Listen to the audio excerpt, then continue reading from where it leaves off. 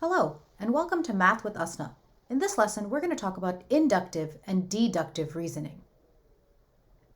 We'll talk about the difference between these two types of reasoning, and we'll work through some examples.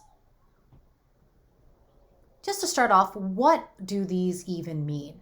Well, inductive reasoning is reasoning that's based on recognizing and using patterns. So you notice something and you make a conclusion based off your observation, based off the pattern that you notice. Deductive reasoning uses facts or theorems or postulates to make conclusions.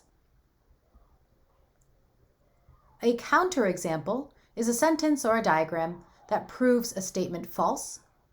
Equivalent statements are two statements that are either both true or both false. The law of detachment. This says if the hypothesis of a conditional statement is true, then the conclusion is true. So if the P portion of a statement is true, then the Q portion is also true. Law of Syllogism essentially takes two statements and combines them. If A is true, then B is true.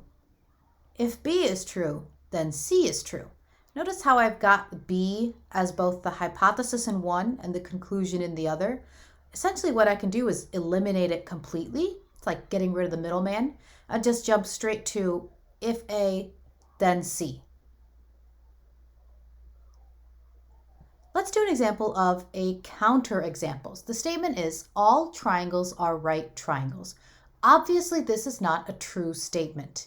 How do I prove that it's not true? In geometry, when you have a statement and you're trying to prove that it's true, you need to write a proof. That's the way you prove that something is true. A counterexample is what you use to show something is false. It's a lot easier than writing a proof. Essentially, what you're going to do is find one example that proves that statement wrong. And once you find that one example, we can say that statement is false. So I'm going to go ahead and draw an example disproving this statement. So I've got a triangle here. Let's say this is 100 degrees, this is 30 degrees, and this is 50 degrees. I have a triangle here with three angle measures. None of them are 90 degrees. Therefore, this is not a right triangle, and that proves that statement false. Let's look at these two examples. We're going to decide which one uses inductive reasoning and which one uses deductive reasoning. Your mom gives you a $5 bill Monday, Tuesday, and Wednesday this week. On Thursday, you expect that she's going to give you another $5 bill. Why do you think that's going to happen? It's because you got $5 the 3 previous days. Because you noticed that pattern that you were getting $5 Monday, Tuesday, and Wednesday, you reasoned that you were going to get another $5 bill on Thursday.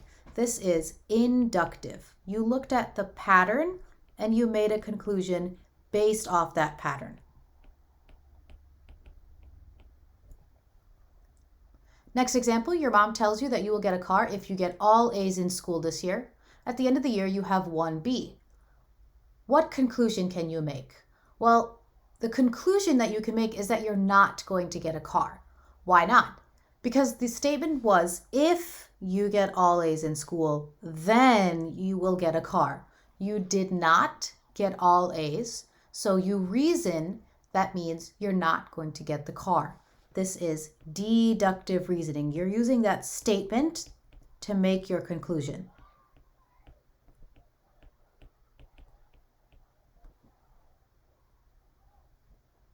Let's practice the law of detachment and the law of syllogism. Law of detachment, remember, was the one that said if the hypothesis is true, then the conclusion is true. So our statement is, if you stay hydrated, your skin will be healthier. We're going to assume that's a true statement. And then we get Raul makes sure to drink lots of water. What can you say based off that statement? Well, if he drinks lots of water, based on our conditional statement, you can say Raul's skin will be healthier. This is my application of the law of detachment. I use that statement to make a conclusion. Next one, if you want to eat something, you need to cook dinner. If you cook dinner, you'll need to clean the kitchen. Notice how the conclusion of one sentence was the hypothesis of the other sentence. What I can do is essentially eliminate it completely. I'm getting rid of that middleman, and I'm going to say, if you want to eat something,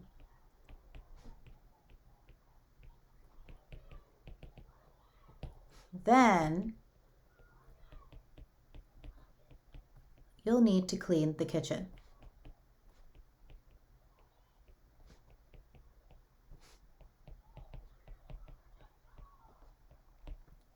So Law of Syllogism takes two statements that share a hypothesis and conclusion and combines them into one. Now, the order of the statements is not important. This statement could have been, if you cook dinner, you'll need to clean the kitchen. If you want to eat something, you need to cook dinner. So the order of the sentences doesn't matter. What matters is what matches up, which hypothesis matches with which conclusion, and how do I rewrite it to make one sentence. If you learned something, please like and subscribe and stay tuned for more videos.